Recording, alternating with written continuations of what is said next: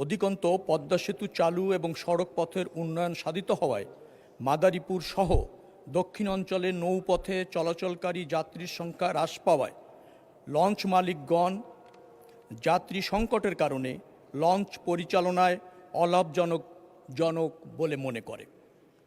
যাত্রী সেবার মান বৃদ্ধি কল্পে বর্তমানে মাদারীপুর সহ দক্ষিণ অঞ্চলে নৌ যোগাযোগ ব্যবস্থার উন্নয়নে বাংলাদেশের প্রত্যন্ত অঞ্চলে বিভিন্ন লঞ্চঘাট ও ওয়েসাইডে ঘাটের আনুষাঙ্গিক সুবিধাসহ পল্টন নির্মাণ ও স্থাপন শীর্ষক প্রকল্প এবং বিআইডব্লিউটি এর বিভিন্ন ঘাট পয়েন্টে অবস্থিত পুরাতন ও ক্ষতিগ্রস্ত পল্টনসমূহের সংস্কার ও পুনরুস্থাপন শীর্ষক দুইটি প্রকল্প 2026-27 অর্থবছরের এডিপিতে বরাদ্দবিহীন অননুমোদিত নতুন প্রকল্পের মধ্যে অন্তর্ভুক্ত রয়েছে।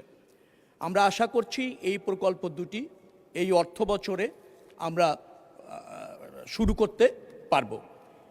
এখানে উল্লেখ্য যে মাদারীপুর সহ দক্ষিণ অঞ্চলে প্রতিদিন 80 থেকে 90টি লঞ্চ চলতো, কিন্তু পদ্মা সেতু নির্মাণ হওয়ার পর এবং ওই অঞ্চলে যোগাযোগ ব্যবস্থার ব্যাপক উন্নয়নের পর এখন সেখানে 50টির মতো লঞ্চ চলে।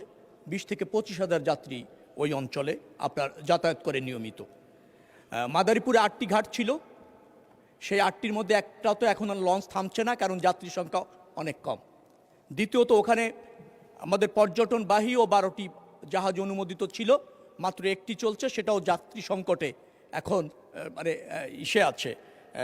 পর্যাপ্ত জাহাজ চলাচল করার প্রয়োজন মনে করছে না কর্তৃপক্ষ এবং বিআইডব্লিউটিএ। এই উন্নতি সাধন এই সরকারের প্রকল্প দুটি নিয়েছে। এটি হলে আমার মনে হয় যে এই নৌ পরিবহন সেক্টরের দক্ষিণ অঞ্চলে একটা ব্যাপক উন্নয়ন নিশ্চিত হবে।